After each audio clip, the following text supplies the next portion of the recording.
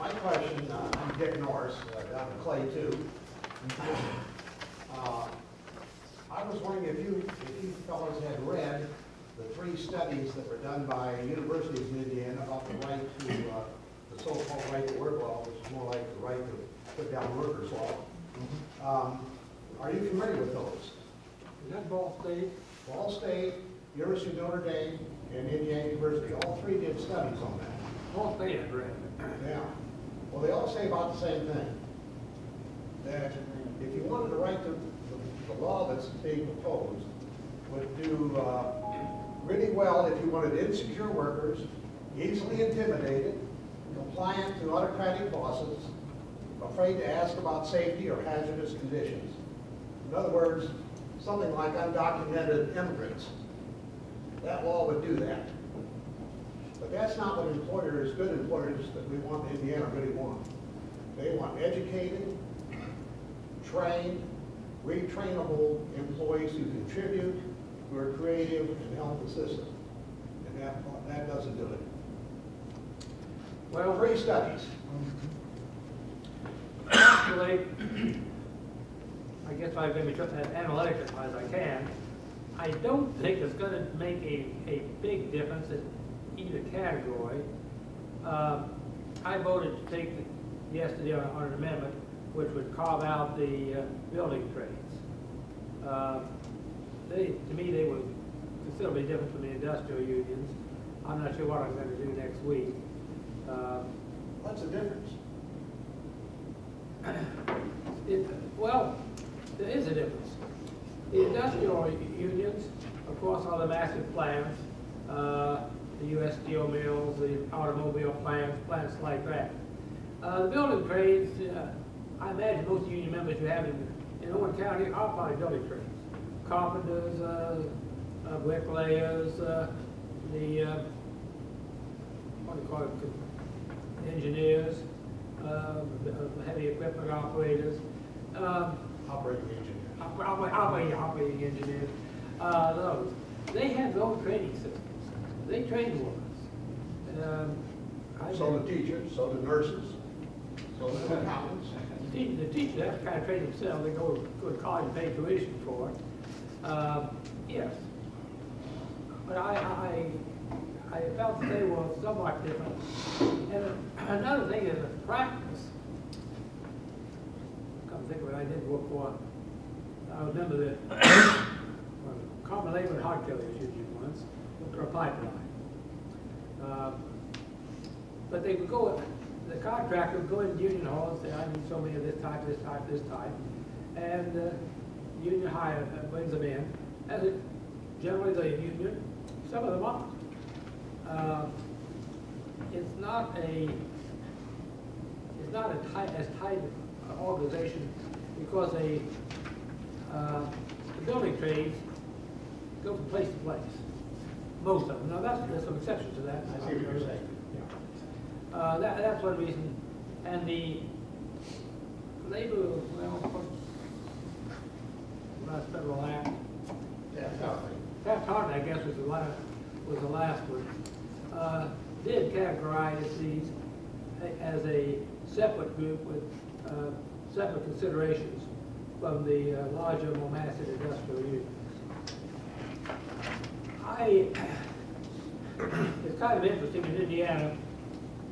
The last big plants we've got in Indiana are non-union plants, but they were plants were built by union metal workers, carpenters, whatever. Toyota plant, whatever. At Greensburg, that's Honda.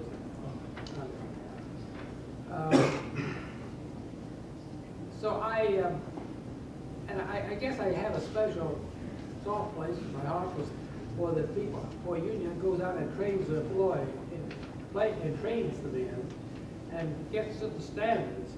So presumably the contractor coming to Indiana to build a Honda plant could go out there and say, I need these category of workers, and the union could help get them.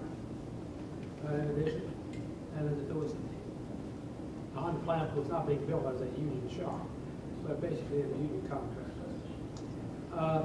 that is the reason I thought you could distinguish between the two. There is no question, unions have brought the blue-collar worker in the middle class. And there was no question, there was an era when the employers were pretty ruthless. They may have built a great industrial empire, but they weren't always nice guys in the process. I don't think there's the need that there once was. On the other hand, I kid yourself, I didn't say that the United Auto Workers had almost killed the goose laying gold there. There's almost 200,000 United Auto Workers that would never be called back. Because jobs out there, the plant is gone, production's gone. Well, if you pass a law like this, then you'll go back to those times when you had those losses that you were talking about that some of us have experienced. Because they'll have a free hand. If that's the case, I certainly hope not. If I may. But you have, what, 22 right-to-work states out there, right? Okay. And 3 of those states, Arizona, Alabama, South Carolina, in the last 10 years, those 3 right-to-work states have had an increase in their union membership. If that was the case, and there has been a lot that have decreased, non-right-to-work states and right-to-work states have a decrease in union membership over the last 10 years. Okay, that seems to be a trend. I think that has a lot to do with the economy, has a lot to do with it. Okay, but again, it boils down to, you know, if that union is doing a good job for those individuals, for their members, I don't see why they would want to drop out of the union. I really don't. And I've talked to several of them, okay? And nobody has a crystal ball and knows what the future holds. We don't know what's going to happen, you know, with the memberships and the economy and so forth and that type of thing. But I read some some segments of that. I have these studies. Yeah, and so again, and I think both sides, whether you're on the left or you're on the right, you can find the numbers, the articles to back up your opinion. However you want to think about it, however you want to get that information, okay? So it's, you know, as far as Senate Bill 269 yesterday in the Senate, the right to work bill, and this was something that I got off some information that I got from those 2 bills. It said the 2 amendments adopted.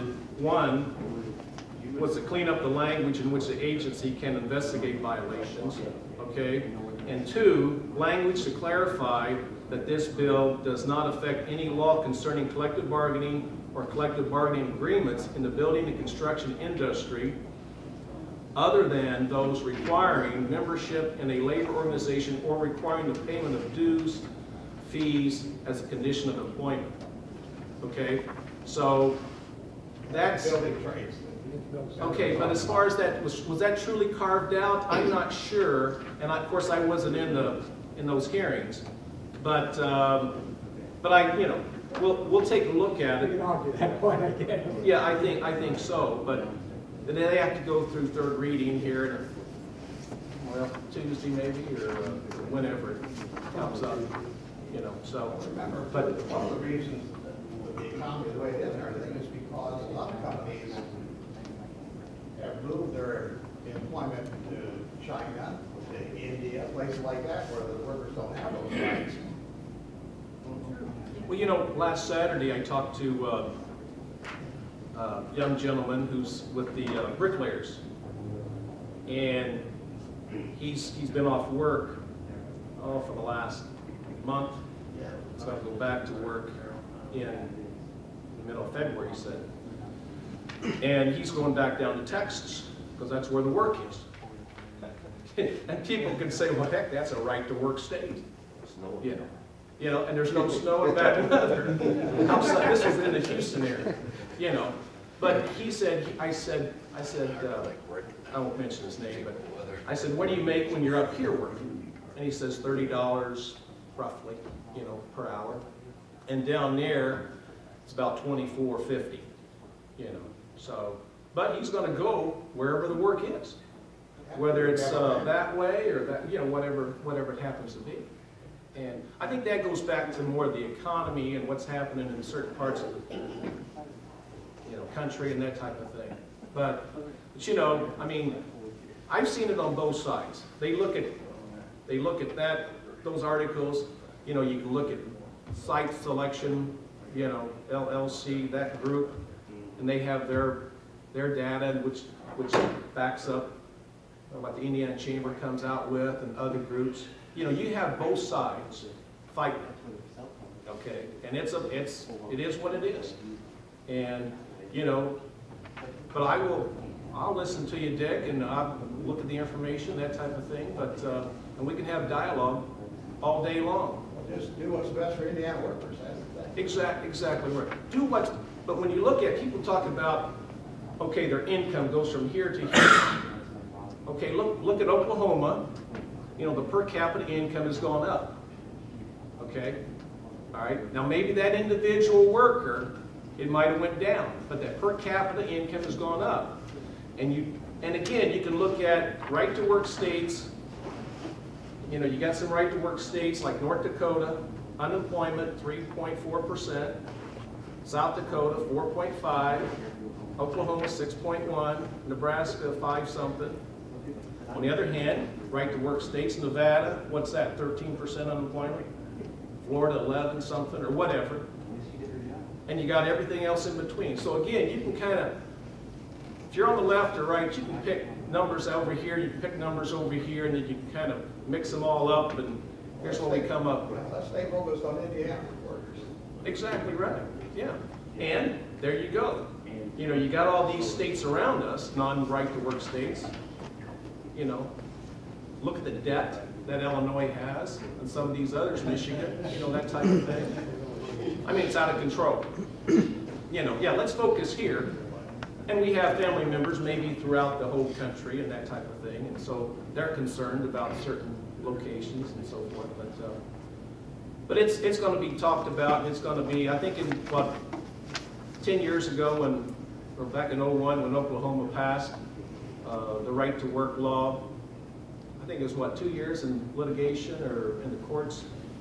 So it really didn't maybe get going until '03, something like that, you know, so, but, yeah.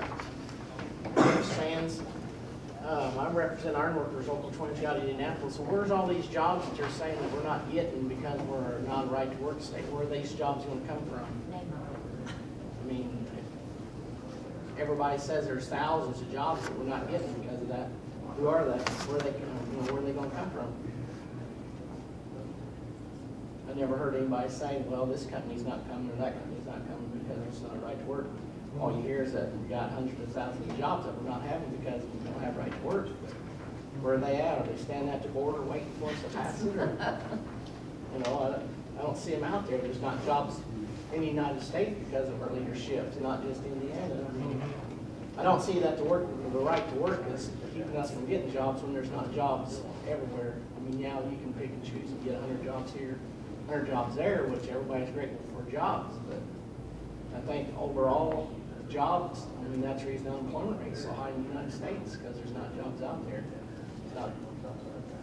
Then, yeah, you can pick and choose facts, but I think the majority of the right-to-work states, the wages went down after they passed the right to work, from what I understand. They dropped about $1,500. $1,500 per That's what the job. studies say. Yeah. I believe it's 2,500, sir, that makes it worse. Bob. State Senator, my name is Chuck Toth. I'm from Terre Haute. I work for the Laborers and Hod Carriage Union in Terre Haute. I'll be Mr. Heaton's opponent, hopefully, and after our primary in the Democratic Party. I can tell you firsthand, not from facts, figures, studies, I can tell you from the men and women of the 4 counties that Mr. Heaton represents and that we're all in. These are rough times. They're rough times for everybody.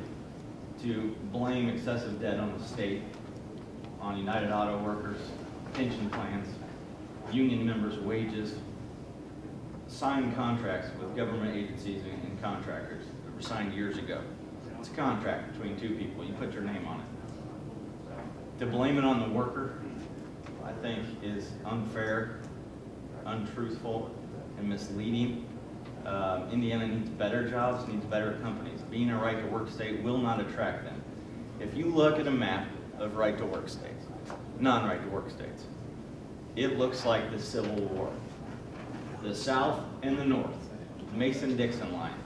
You can look at Dakota, South Dakota, North Dakota. Look what's the population there. It's not like Chicago. I bet there's more people in Chicago than there is North Dakota. So, employment may go up here a few points here and there, but it's not apples and oranges. Look at the map. Besides a few states out west, it literally looks like the Civil War map. It's scary. It's lower wages. You're not going to make any more. You're not going to make more money. You're not going to put your money in a savings account. You're not going to spend it. You're not going to invest it in insurance companies, car companies. Is there a question in here? I mean, we brought our representatives out to ask questions. I mean, we can sit around and talk right to work after if you'd like. But, I mean, well, I'm not done, but do you want to finish for me? No, do you have a question for our representatives? My question is, well, the gentleman behind me asked if you could cite which companies have not come here. That didn't get answered, so I suppose that could be my question, but why specifically, Mr. Heaton, do you think right to work is good for Indiana? Well, for one thing, Mr. Toth, you've got, what about the 300,000 Hoosiers that are out of work? That's bad. In a 0% tax bracket, okay? And if you say, and Jeff mentioned, who are these companies out here? I try to get those lists of companies, and they won't give them to me, but they say they're out there, okay? I know for a fact, and I'm not going to mention this company, that will probably expand in this area by 400 jobs if Indiana becomes a right-to-work state, okay? Now, will it happen? I don't know, but this is what I've been told by local elected officials, okay? So, but if I had 16 or 17 companies, lists that, okay, here's the list that's going to come, would that satisfy you? Maybe not. I don't know. I don't know. It would support. But the thing of it is, how do we know? The site selection group, okay, from Chicago or wherever, that organizes this, that has these names, okay, and they want to expand. Number one, there's got to be a very good workforce. Number one, okay, and there's climate conditions, the environment, and whatever the case may be. There's a lot of factors involved. Sure. Okay, and I've seen that right to work. If you're a right to work state, that's number 3 on the list as far as why a company may want to come to XYZ state, whatever where it's at, okay? And I've heard some on your side that says, well, that's probably 15th on the list instead of 3rd on the list. Okay, here we go again. We can say both sides, So bottom line is here, but the Department of Workforce Development, I guess, back in November 2010, said there's 274,000 Hoosiers out of work. Maybe it's 300,000, maybe it's 250, maybe it's 400, whatever. But those people that I talked to a year and a half ago, 2 years ago with my campaign, they moved back to aunt and uncle living because they got their house foreclosed. They've been out of work for a year and a half, 2 years. Do you want to blame it on President so-and-so or this person or that person? People do it. Why is that? Is it because the undocumented, illegal Mexicans coming up here to work? I don't know. Is that a factor too? Probably has maybe something to do with it. But it's, people are struggling. We look at the teachers. They've been a right to work situation since 1995. Okay, talk to teachers on both sides of that. The teachers that are not in the union, they're like not to be in the union. Very good teachers that are union teachers. You know, Lou will probably back that up, you know, but anyway, but that's been good enough for the teachers for the last 16, 17 years. But, okay, you could, yeah, and again, a teacher who, you know, everybody will have their viewpoint and so forth, but I mean, what, 59,000 still in that, in the ISTA, you know, but I'm sure maybe 15, 16 years ago, oh, if we do this, you know, look what's going to happen, and nobody will be a member of the teachers union and so forth, but they're alive and well out there. But she had a question. Yeah, Martha Toad.